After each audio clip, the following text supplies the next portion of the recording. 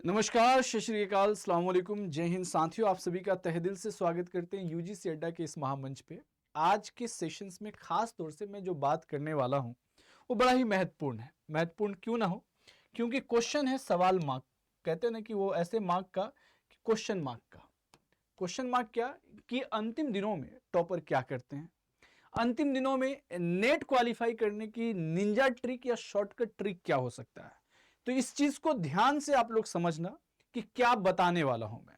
साथियों, अक्सर होता क्या है कि अंतिम समय तक, जैसे एग्जाम्स आप सभी का 6 दिसंबर से स्टार्ट हो रहा है, एक समय ऐसा आ जाता है आप लोगों के लिए कि इस समय हड़बड़ा कर बहुत सारे सिलेबस का सारा टॉपिक कवर नहीं हो पाता। जब टॉपिक कवर नहीं हो पाया तो जितना भी टॉपिक कवर है उस ड्यूरेशन में आप क्या कर सकते हैं, उन सब चीजों को हम लोग ध्यान से समझने की कोशिश करते हैं। साथियों, एक बार सभी दोस्तों ध्यान से देखना, अगर आप कोई भी सब्जेक्ट में नेट जेआरएफ की बात करते हैं, कोई भी सब्जेक्ट हो, कोई भी सब्जेक्ट हो, कोई फर्क नहीं पड़ता। इस बात का आप ध्यान रखना कि दो पेपर, जैसे पेपर 1 की हम बात कर लें, पेपर 1 जो कि आपके 50 क्वेश्चंस की बात करते हो, कितने 50 क्वेश्चंस की, और दूसरा पेपर पेपर नंबर 2, क्या बोल रहे हो, पेपर नंबर 2 जो कंसर्न सब्जेक्ट्स है। फॉर एग्जांपल के तौर पे हिस्ट्री हो गया, पॉलिटी हो गया, ज्योग्राफी, इंग्लिश, कोई भी हो गया, 100 क्वेश्चंस। आप लोग कई बार ऐसे देखते होंगे कि हर एक सब्जेक्ट का यूनिट होता है। आप अगर मैं ऑन एन एवरेज की बात करूं तो 10 यूनिट की बात करते हैं। 10 यूनिट में आप लोग, बहुत सारे ऐसा कैंडिडेट होगा जिन्होंने तकरीबन जो है 9 यूनिट पढ़े होंगे, 8 यूनिट पढ़े होंगे, 7 यूनिट पढ़े होंगे, 6 यूनिट पढ़े होंगे। ठीक है, मान के चलते हैं ये वाला जो पोर्शन है जिसमें आप रिसर्च एप्टीट्यूड ले लें, या रिसर्च एप्टीट्यूड के अलावा कम्युनिकेशन आईसीटी की बात कर लें, उसके अलावा लॉजिकल रीजनिंग की बात कर लें, या आप बात कर लें डीआई जैसे सब्जेक्ट्स की बात कर लें, तो ये टोटल मिला के यहां पे भी 10 यूनिट, और हर एक यूनिट से आपके 5 क्वेश्चंस आने हैं। पर यूनिट से 5 क्वेश्चन, तो 10 गुने 5 इक्वल टू आपके 50 क्वेश्चंस हैं। देखो, थोड़ा सा ध्यान से समझना, आप में इसमें जरूरी नहीं कि 10 के 10 यूनिट आपका स्ट्रांग हो, लेकिन कुछ ऐसे यूनिट होंगे ऑन एन एवरेज, 5 से 6 यूनिट ऐसे होंगे, 5 यूनिट तो मैं मान के चलता हूं 10 में से 50% भी, जिसमें से क्वेश्चंस आप कर पाते होंगे। बहुत सारे स्टूडेंट्स का आता है कि सर कंप्रीहेंशन वाला क्वेश्चंस हमसे नहीं हो पाता है। तो मैं एक चीज आपको बता दूं कि कंप्रीहेंशन से ज्यादा इजी कोई चीज नहीं है। लॉजिकल रीजनिंग में तो फिर भी फंस जाते हैं लोग, मैथमेटिक्स में फिर भी फंस जाते हैं। जैसे एग्जांपल के तौर पे चक्रवृद्धि ब्याज की बात कर लूं, कंपाउंड इंटरेस्ट की, तो वहां पे फंस जाते हैं लोग। लेकिन आप जो डीआई की बात कर रहे हो, वहां तो आप लोग जल्दी ज्यादा से ज्यादा मार्क्स गेन कर सकते हो। इस समय जिन लोगों का ये टॉपिक डीआई हो, कम्युनिकेशन हो, रिसर्च एप्टीट्यूड हो, लॉजिकल रीजनिंग हो, आईसीटी हो, इन सभी चीजों पे ज्यादा से ज्यादा फोकस करने की जरूरत है। मैं ऑन एन एवरेज आप लोगों को एक बात जरूर कहूंगा कि जिस स्टूडेंट ने यहां पे 50 में से, कोई भी स्टूडेंट 10 यूनिट में से, 10 यूनिट में से अगर आपने 7 यूनिट स्ट्रांग रखा, सिर्फ 7 यूनिट की बात कर रहा हूं, जिससे आप 35 क्वेश्चन भी सही कर लेते हो। 35 क्वेश्चन, बहुत स्टैंडर्ड क्वेश्चंस की बात कर रहा हूं, ऑन एन एवरेज 35 क्वेश्चन सही कर लेते हो। और ये 100 क्वेश्चन, फॉर एग्जांपल की बात कर रहा हूं, मैं अपने इतिहास सब्जेक्ट की बात कर लूं, अगर इतिहास में कुछ स्टूडेंट का जैसे एंशिएंट स्ट्रांग है, ठीक है, और उनका मेडिएबल बहुत स्ट्रांग नहीं है, ठीक है, मॉडर्न स्ट्रांग है, फॉर एग्जाम्पल के तौर पे, तो दो जगह से आप ऑन एन एवरेज अगर निकाले तो 60 प्लस क्वेश्चंस तो आपके यहां बन ही जाएगा।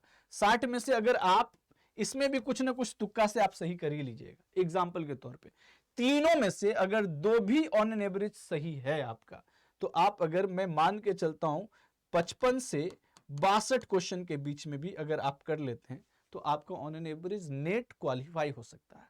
जो घबराए रहते हैं अक्सर स्टूडेंट की, सर हमारा सिलेबस कवर नहीं हो पाया, अंतिम समय की बात बता रहा हूं कि सिलेबस कवर करने के चक्कर में आपका कुछ भी नहीं होगा। अब सुनिए, जो टॉपर्स होते हैं वो क्या करते हैं, लास्ट टाइम में वही करते हैं, सिर्फ रिवीजन, सिर्फ रिवीजन पे फोकस करते हैं। फॉर एग्जाम्पल, उनका एंशिएंट और मॉडर्न स्ट्रांग है, इसी चीज को बार बार देख लेते हैं, बार बार ऐसे पढ़ लेते हैं कि गलत ना हो, मिडिएबल को छोड़ देते हैं।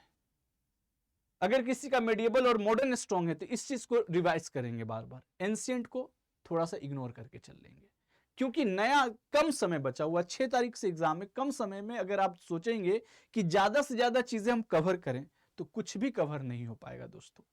और ज्यादा से ज्यादा जो प्रैक्टिस करने का समय है वो आपका पेपर 1 पे। पेपर 1 जिसने बचा लिया वो आपका जेआरएफ नेट बचा लिया। और आप लोग जैसा कि सभी लोग जान रहे हो, अभी रिसेंट जो इलेक्शंस होने वाले हैं उसमें हर एक स्टेट में हायर स्टडीज में असिस्टेंट प्रोफेसर की वैकेंसीज आने वाले हैं। और उसके लिए आप सभी लोग जान रहे हैं कि नेट क्वालिफाई होना मिनिमम एलिजिबिलिटी क्राइटेरिया है फॉर्म भरने का ओपन कॉम्पिटिशन्स में। तो साथियों ये गोल्डन अपॉर्चुनिटी है जो अभी दिसंबर वाला अटेम्प्ट है, और इसमें आप लोग जितना ज़्यादा से ज़्यादा हो सके कोशिश करें कि जो बातें मैंने कही है, याद रखना पेपर 1 आप कितनों भी सब्जेक्ट में स्ट्रांग हो, पेपर 1 अगर अच्छा नहीं गया पेपर में आपका रिजल्ट नहीं बनेगा, ये बात याद रखिएगा, क्योंकि दोनों को मिला के ही रिजल्ट बनते हैं। अब देखिए स्कोर की बात कर लेते हैं। स्कोर किया उन्होंने, एवरेज बात कर लिया। मैं यहाँ पे आपसे जो है ना 50 में नहीं आ पा रहा है, 45, 42, 43 क्वेश्चंस नहीं सही हो पा रहे हैं, कोई बात नहीं, 35 को तो सही कर सकते हो, 35 तो सही होगा। यहां पे चलिए, यहां पे अगर आपको 100 क्वेश्चन में से आप सिर्फ 58 क्वेश्चन भी सही कर लिए, सिर्फ 58 या 55 प्लस क्वेश्चन सही कर लिए, तो 8 5 13, देखो 13, और यहां कितने हो गए 5 3 8 और 1 9, 93 क्वेश्चन पे आप नेट जीआरएफ क्वालिफाई कर सकते हैं। 93 क्वेश्चन को आप मल्टीप्लाई कर लें 2 से, 6 9 दूना 18, 186, आराम से इतने मार्क्स पे आपका जीआरएफ बन सकता है। कैटेगरी में है तो रैंक में होंगे आप सभी लोग, ठीक है। जनरल तक भी मैं ये कह सकता हूँ 93 क्वेश्चंस नेट जीआरएफ आराम से दिला जाएगा ये क्वेश्चंस का।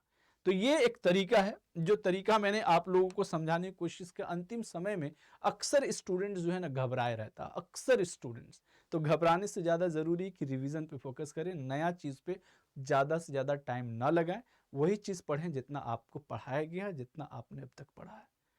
आप लोग अपना सुझाव ज़रूर दें। And thank you all of you, thank you so much. इस सेशंस को अपने दोस्तों में ज़रूर साझा करें, अच्छा लगे तो कमेंट करें, थोड़ा कोशिश करें कि अपने दोस्तों में ये बातें मतलब ज़्यादा से ज़्यादा फैलाने की कोशिश करें। इसी के साथ आज की सेशन में अलविदा लेता है। All the best everybody.